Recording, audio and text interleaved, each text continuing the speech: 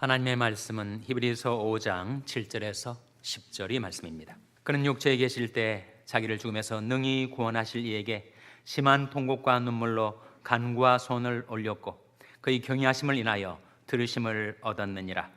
그가 아들이시라도 받으신 고난으로 순종함을 배워서 온전하게 되었은즉 자기를 순종하는 모든 자에게 영원한 구원의 근원이 되시고 하나님께 멜기세덱의 반차를 좇은 대제사장이라 칭하심을 받았느니라. 아멘. 할렐루야. 서로에게 평강의 복을 기원하는 마음으로 샬롬 인사 나누시기 바랍니다. 샬롬. 샬롬. 오늘 우리 아가페 찬양대가 내 삶의 모든 때 주의 은혜를 느끼네. 제가 찬양을 들으면서 시편 33편 5절의 말씀이 생각이 났어요. 온 세상에 여호와의 인자하심이 충만하도다. 정말 우리의 삶 속에 하나님이 베푸신 그 축복과 은혜를 기억하게 하는 찬송이었습니다. 우리는 생활의 즐거움을 느끼며 살아가기를 바라죠. 생활의 즐거움 가운데 가장 큰 것 중에 하나가 배움의 즐거움일 것입니다. 논어에도 하기 시습지 불역여로하 배우고 때로 익히니 이 또한 기쁘지 아니한가. 배움의 즐거움이 있다는 거예요. 호르몬 중에서 엔돌핀이라는 것이 있습니다. 엔돌핀이 솟아나면 스트레스도 해소하고 면역력도 증강되고. 언제 엔돌핀이 나오는가? 기쁠 때, 운동할 때, 웃을 때 나온대요. 근데 이 엔돌핀보다 훨씬 강력한 좋은 호르몬이 있는데 그것이 바로 다이돌핀. 다이돌핀은 언제 나오는가? 감동을 느낄 때 나온답니다. 아름다운 음악이나 노래를 들으면서 뭉클하는 감동을 느낄 때, 또 너무나도 아름다운 자연 광경에 압도당할 만큼의 그 자연의 아름다움에 감동을 느낄 때, 또 새로운 진리를 배우고 깨달아 감동을 느낄 때 다이돌핀이 나오는데 엔돌핀보다 그 효과가 4000배가 되는 아주 강력한 호르몬이 있다고 해요. 배움의 즐거움, 진리를 깨달을 때 느끼는 감동이 그렇게 좋다는 거죠. 앤드루 와일이라는 대한의학자, 통합의학의 대표 주작격인 의사가 있습니다. 그가 건강하게 장수하는 길에 대해서 딱 두 가지를 얘기를 했어요. 물론 많이 있겠죠. 첫째는 움직이라 하는 겁니다. 산책하고 텃밭에서 일하고 집에서 살림하면서 몸을 움직이고 사무실에서 앉아서 사물을 보다가도 자주자주 일어나서 움직이라. 두 번째는 Social and Intellectual Connectedness라고 하였습니다. 사회적, 지적으로 연결되어 살아가는 것. 사람은 더불어 살아가야 하죠. 교류하고 교제하고 그리고 지적으로도 서로 자극을 주고 성장하도록 해줘야 그 배움을 통한 즐거움이 있어서 건강하고 장수하게 된다는 거예요. 성경 말씀에도 그런 말씀이 있지 않습니까? 철이 철을 날카롭게 하는 것 같이 사람이 그 친구의 얼굴을 빛나게 하느니라. 그 얼굴은 두 가지 뜻이 있는데 하나는 인격이고 하나는 지성이에요. 그러니까 우리 모난 성품이 더불어 살아가다 보면 자꾸 부딪히면서 연마가 되고 다듬어진다는 거죠. 뿐만 아니라 서로 지적인 자극과 격려를 해줘서 철이 철을 날카롭게 하는 것 같이 사람이 친구의 지성을 빛나게 하느니라. 그래서 Social and Intellectual Connectedness, 사회적으로 지적으로 서로 교류하고 연결이 돼 있는 삶이 그렇게 건강과 장수에 중요하다. 앤드루 와일이 그렇게 말하였습니다. 예수님께서도 부단히 배우시고 성장하셨어요. 예수님이 유년기에 관한 말씀 가운데 예수께서 지혜와 키가 자라며 하나님과 사람 앞에 더 사랑스러워 가시더라, 그런 말씀이 나와요. 지혜가 자랐다, 지적인 성장. 키가 자랐다, 신체적인 성장. 하나님 앞에 사랑스러워 가시더라, 영적인 성장. 사람들에게 사랑스러워 가시더라, 사회적인 성장 아니겠어요? 예수님께서도 부단히 배우시고 성장해 가셨어요. 성년이 되셔서도 예수님은 배우셨습니다. 오늘 본문에서 히브리서 5장에 보면 그런 말씀이 나와요. 그가 아들이시라도 받으신 고난으로 순종함을 배워서 온전하게 되었다. 경험을 통해서 배우셨고 그 배움으로 인하여 성장하시고 온전해지셨다 하는 말씀이 나오죠. 우리 인생 역시 우리는 우리 인생의 마지막 순간까지 계속해서 배워야 합니다. 성장해야 합니다. 온전을 향하여 나아가야 하죠. 그런데 무엇을 배울 것인가? 세상에 배울 것들이 얼마나 많습니까? 우리가 꼭 배워야 될 세 가지를 여러분과 나누고자 합니다. 첫째로 지혜를 배워야 합니다. 지혜와 지식의 차이가 뭐죠? 내게 지식이 있다면 그 지식은 어떤 문제를 해결하는 열쇠가 됩니다. 그러나 1대1의 관계뿐이에요. 하나의 지식이 하나의 문제를 해결할 뿐입니다. 그러나 지혜가 있으면 지혜는 두루 응용이 가능하게 되어서 내게 지혜가 있으면 다양한 문제를 해결해 갈 수가 있으니 지혜가 지식보다 더 귀한 거죠. 뿐만 아니라 지식은 시간이 흐르고 세월이 가면 무용하게 됩니다. 옛날에 알았던 지식이지만 지금 시대는 전혀 쓸모없는 지식이 있죠. 그러나 지혜는 그렇지 않아요. 지혜는 시대가 바뀌고 세월이 흘러도 여전히 유효하고 유용한 것이 바로 지혜입니다. 어떤 지혜를 말하는가? 구체적인 사례를 좀 나한테 얘기해 주세요. 의탁의 지혜라는 것이 있습니다. 의탁의 지혜. 우리는 세상 살면서 온갖 염려와 근심 걱정에 휘둘려서 살아가요. 어떤 때는 그 짐이 너무 무겁게 느껴져서 태산처럼 나를 누르고 압도해서 도저히 내가 내 인생의 걸음을 내디딜 수 없을 만큼 내가 약해질 때가 있어요. 그 무거운 짐을 내가 지고 살아가는 인생이 얼마나 고달프고 힘든지. 그런 우리들 향하여 하나님께서 너희 짐을 여호와께 맡겨버리라. 너를 붙드시고 의인의 요동함을 영영히 허락지 아니하시리로다. 맡기는 게 의탁 아닙니까? 끊임없이 다가옵니다. 염려, 근심, 걱정, 시름, 불안, 두려움 계속 다가오는데 다가올 때마다 계속 던져버리는 거죠. 하나님께 내 짐을 여호와께 던져버려라. 의탁.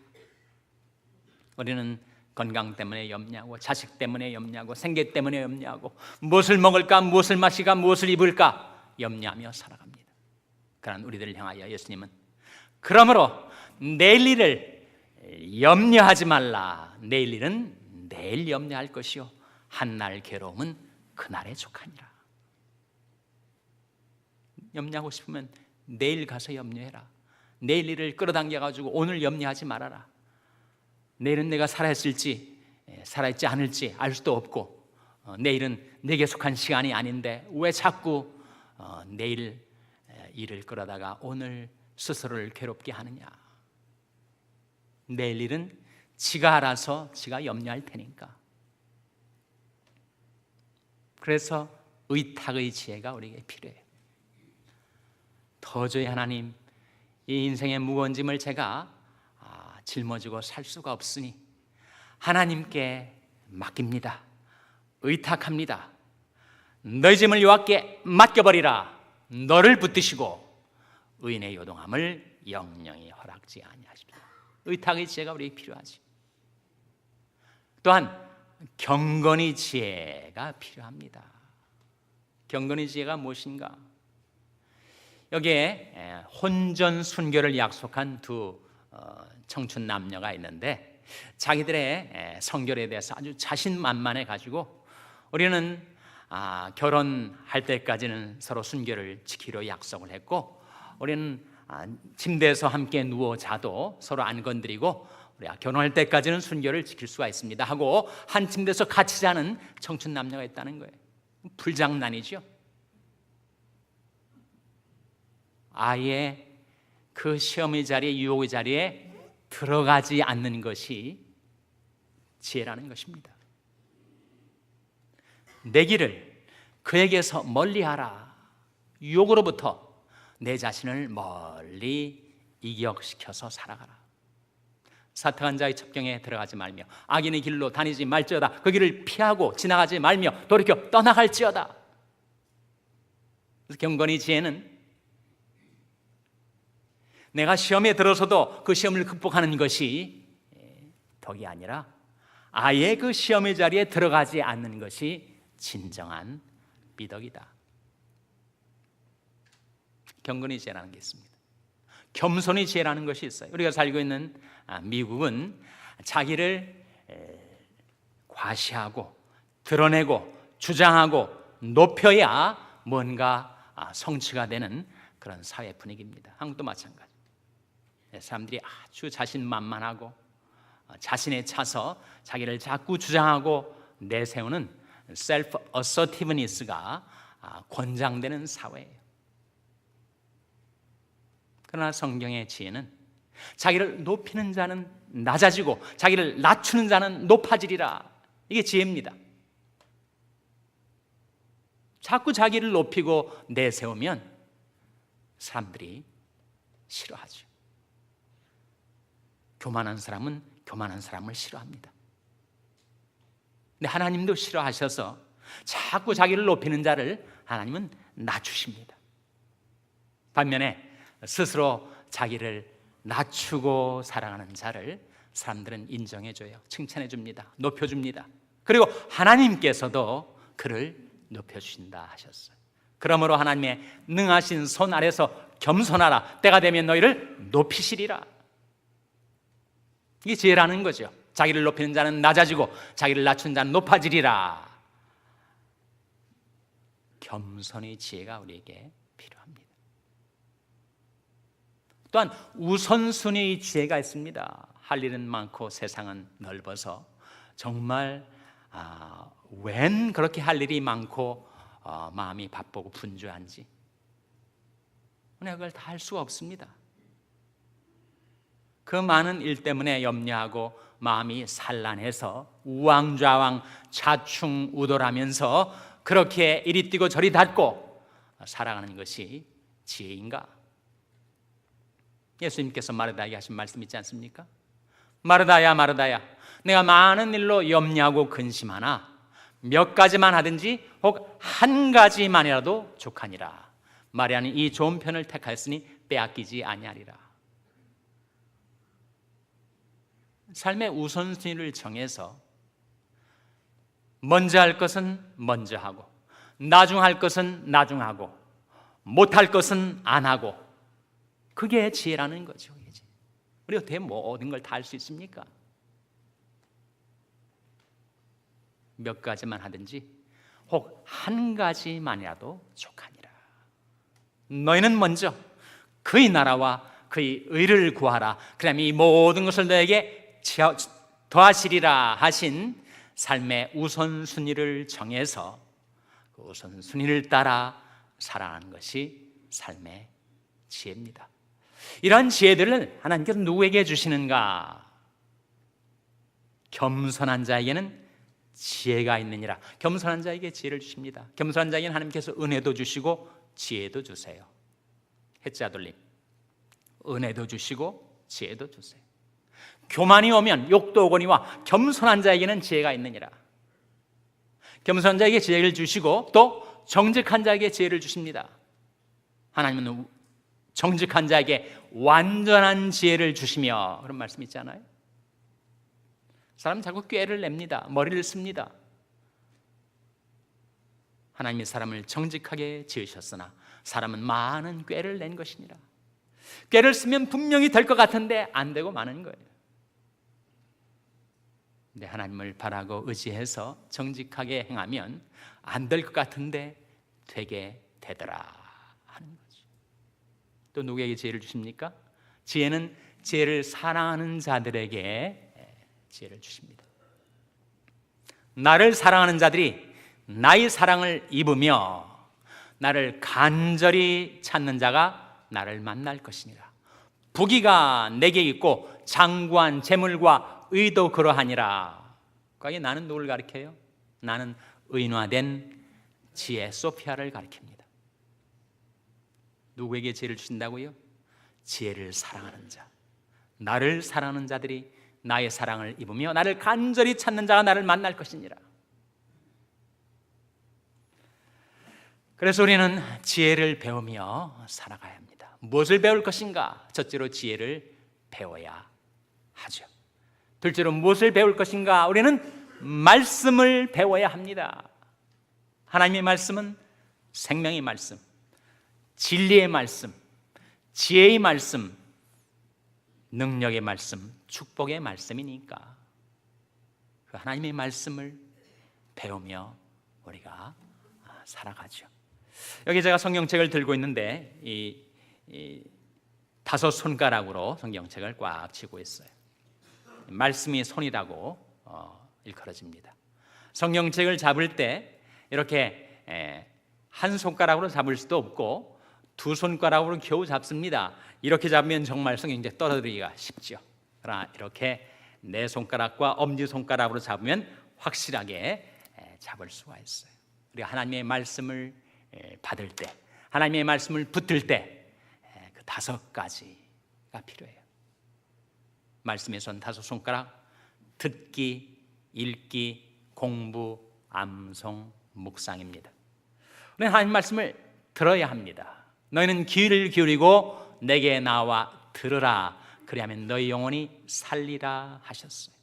우리 믿음이 언제 생겨나는가? 그러므로 믿음은 들음에서 나며 들음은 그리스도의 말씀으로 말미암았느니라. 우리 하나님의 말씀을 잘 들을 때, 깨달음을 가질 때 그 말씀이 내 안에서 믿음을 생겨나게 하니 말씀을 잘 들어야 되죠. 주일 예배 설교 말씀을 잘 들어야 하고, 그리고 또 좋아하는 목사님들의 CD 설교든 유튜브 설교든 설교를 즐겨 듣는 것이 필요합니다. 근데 듣는 것보다 더 중요한 것이 있는데 그것은 바로 읽는 거죠. 이 예언의 말씀을 읽는 자와 듣는 자들과 그 가운데 기록한 것을 지키는 자들이 복이 있나니 때가 가까움이라. 말씀은 자기가 직접 성경책을 읽어가야 합니다. 듣는 것보다 읽는 것이 더 오래 남아요. 읽는 것보다 공부하는 것이 더 오래 남습니다. 말씀을 찬찬히 정독을 하고 그 말씀의 뜻을 추구하는 거죠. 너희가 성경에서 영생을 얻는 줄 생각하고 성경을 상고하거니와 이 성경이 곧 내게 대하여 증가하는 것이로라 하셨는데, 바로 상고, 자세히 생각하며 공부하는 것, 공부하는 것보다 암수한 것은 더 오래 남습니다. 나의 하나님이여, 내가 주의 뜻 행하기를 즐기오니 주의 법이 내 심중에 있나이다 하였나이다. 하나님의 법, 하나님의 말씀이 내 심중에 있어서 늘 말씀을 암송하고 기억하고 그 말씀을 따라 살아가는 것, 암송은 공부보다 더 오래 남습니다. 그런데 그 가운데 가장 중요한 것, 성경책을 붙들 때 엄지손가락과 같이 확실하게 말씀을 붙들게 해주는 것이 바로 묵상이죠. 이 율법책을 내 입에서 떠나지 말게 하며 주야로 그것을 묵상하여 그 가운데 기록한 대로 다 지켜 행하라.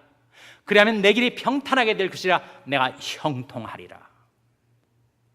그래서 말씀을 붙드는 말씀의 손 5 손가락처럼 듣기, 말씀을 경청하고, 읽기, 직접 자기 눈으로 한 구절 한 구절 읽어 나가고, 공부, 그 말씀을 서로 비교, 대조, 그리고 찬찬히 그 말씀을 관찰하고 해석하는 공부, 그리고 깨닫는 말씀을 자기 마음속에 간직하고 기억하며 살아가는 암송, 그 모든 것들 가운데서 하나님의 말씀을 주야로 묵상하며 살아가는 것. 이 말씀의 뜻이 무엇일까? 이 말씀을 내 어떻게 삶 속에 적용하며 살 수 있을까? 묵상하며 우리가 하나님의 말씀을 붙들고 그 말씀을 배우며 살아가는 말씀 배움의 즐거움이 얼마나 크고 귀한지. 예레미야 선지자도 주여 내가 주의 말씀을 얻어 먹었사오니 주의 말씀은 내 마음의 기쁨과 즐거움입니다. 그렇게 고백을 했습니다. 그래서 무엇을 배울 것인가? 첫째 지혜를, 둘째 말씀을, 셋째 예수를 배워야 하죠. 나는 마음이 온유하고 겸손하니 나의 멍에를 메고 내게 배우라. 예수님에게 배우는 것, 예수님을 배우는 것, 그것은 우리 삶의 최고의 배움입니다. 예수님의 뭘 배우는 거죠? 예수님의 옷차림을 배우는 것인가, 헤어스타일을 배우는 것인가. 어느 목사 아들 프랭크가 있었대요. 프랭크가 이제 나이가 돼서 운전면허 시험에 합격을 해가지고 아버지한테 와서, 아버지 이제 운전면허 땄으니까 새 차 좀 사주세요. 그랬더니 아버지가, 그래, 네가 이 세 가지만 하면 내 차를 주겠다. 첫째로 성경 공부를 열심히 해라. 둘째로 학교 성적을 올려라. 셋째로 네 긴 머리를 좀 잘라라. 장발을 잘라라. 그랬대. 몇 달이 지나가지고 아버지 이제 됐으니까 저한테 차를 주세요. 아직 안 돼. 내가 성경 공부는 좀 열심히 하는 것 같고 또 학교 성적도 좀 올랐지만 너 아직 왜 장발이냐? 그랬더니 아들이, 제가 보니까 훌륭한 사람들은 머리가 다 길더라고요. 삼손도 머리가 길었고 베드로도 길었고 예수님도 길었고. 그랬더니 아버지가, 그래? 그래서 그 사람들은 다 걸어 다니셨단다 그랬다는 거예요. 차를 안 주겠다는 거죠. 무엇을 배우는가? 예수님의 인격을 배우는 것이요, 예수님의 마음을 배우는 것이죠. 너희 안에 이 마음을 품어라. 곧 그리스도 예수의 마음이니 그는 근본 하나님의 번지시나 하나님과 동등됨을 취할 것으로 여기지 아니하시고 오히려 자기를 비어 사람들과 같이 낮아지셨고 자기를 낮추시고 비우셔서 십자가까지 내려가신 주님의 온유하고 겸손하신 마음, 주님의 마음, 주님의 인격을 배우는 것이죠. 오늘 본 말씀 히브리서 5장 7절 한번 같이 읽으시기 바랍니다. 히브리서 5장 7절 말씀 한번 다 같이 읽겠습니다. 시작. 그는 육체에 계실 때 자기를 죽음에서 능히 구원하실 이에게 심한 통곡과 눈물로 간구와 소원을 올렸고 그의 경외하심을 인하여 들으심을 얻었느니라. 그는, 예수님은 육체에 계실 때 자기를 죽음에서 능히 구원하실 이 하나님 아버지께 심한 통곡과 눈물로 간구와 소원을 올렸고 그의 경외하심을 인하여 들으심을 얻었느니라. 하나님의 아들이신 예수님도 기도하며 이 세상을 살아가셨다면 저와 여러분은 더 말할 나위가 없지 않습니까? 기도하지 않고 어떻게 이 험한 세상을 살아갈 수가 있을까요? 우리도 예수님처럼 하나님 아버지를 경외하고 신뢰하며 기도함으로 우리는 이 세상을 살아갈 수가 있습니다. 그리고 8절 9절 말씀에 같이 읽겠습니다. 8절 9절 말씀 시작. 그가 아들이시라도 받으신 고난으로 순종함을 배워서 온전하게 되었은즉 자기를 순종하는 모든 자에게 영원한 구원의 근원이 되시고. 8절 말씀에 그가 아들이시라도 받으신 고난으로 순종함을 배우셨다. 예수님도 배우셨어요. 그 배우심으로 또한 온전하게 되셨습니다. 그래서 자기를 순종하는 모든 자에게 뭐가 되셨다고요? 영원한 구원의 근원이 되셨습니다. 우리 예수님을 믿을 때, 예수님을 배울 때, 예수님을 알 때 우리는 영원한 구원을 얻게 돼요. 예수님은 영생이시오 참 하나님이시기 때문에 예수님을 알 때, 예수님을 믿을 때 우리는 구원을 얻습니다. 예수님을 아는 만큼 예수님을 더 사랑하게 되고, 예수님을 사랑하는 만큼 예수님을 더 닮아가게 되는 거죠. 인생의 목적, 우리 전 인생의 과정, 그것은 바로 배움의 과정인데 무엇을 배울 것인가? 지혜를 배우고 말씀을 배우고 예수를 배워서 예수님을 알고 사랑하고 닮아가시는 여러분 되시기를 주님의 이름으로 축원합니다. 기도하시겠습니다. 하나님 아버지, 이 아침에 하나님 앞에 나온 저희들에게 저희들이 무엇을 배우며 살아가야 할지 가르쳐 주시고 깨우쳐 주신 것을 감사드립니다. 저희들이 지혜를 사랑하는 자들이 되어서 지혜를 따라 이 인생을 살게 해주시고, 연약한 저희들에게 생명의 말씀 늘 풍성히 베풀어 주셔서 그 말씀을 의지하여 살게 하여 주시고 그 말씀 따라 살게 하여 주시오며, 무엇보다도 예수님을 알게 해주시고 믿게 해주시고 사랑하게 해주시고 예수님을 닮아 날마다 새롭게 변화되어 가게 하여 주시옵소서. 이 모든 말씀 예수님의 이름으로 기도하옵나이다. 아멘.